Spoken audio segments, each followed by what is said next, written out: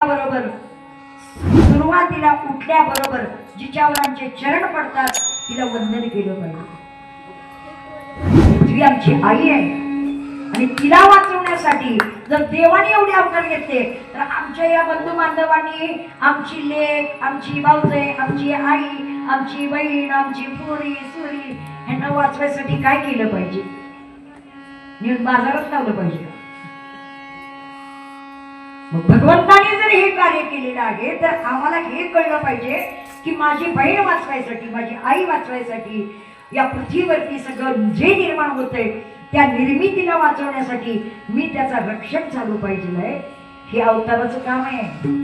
हे काही कथा नुसती दंतकथा नाही आहे, ही आम्हाला दिशा देणारी कथा आहे.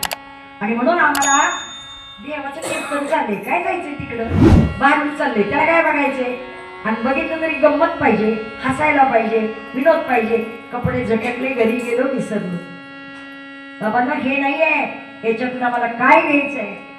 आज माता आहे, पृथ्वी आहे, आई आहे, बहीण आहे, हे धान्य आहे, ह्या नद्या आहे, जल आहे, वृक्ष आहे, हे सगळं जर आम्हाला पाहिजे तर पृथ्वीला वाचवणं अत्यंत गरजेचं आहे. हे आमच्या या अवताराने काम केलेलं आहे. म्हणून मच्छ गच्छ वराह नरसिंह रूपिणी आणि भक्ताना विस्तंभ पडोनी प्रधान कुंतला रक्षणी सेवयो वाडग काय शिळपाक घटपिष्ट गड भाकर तुला बुरगुटा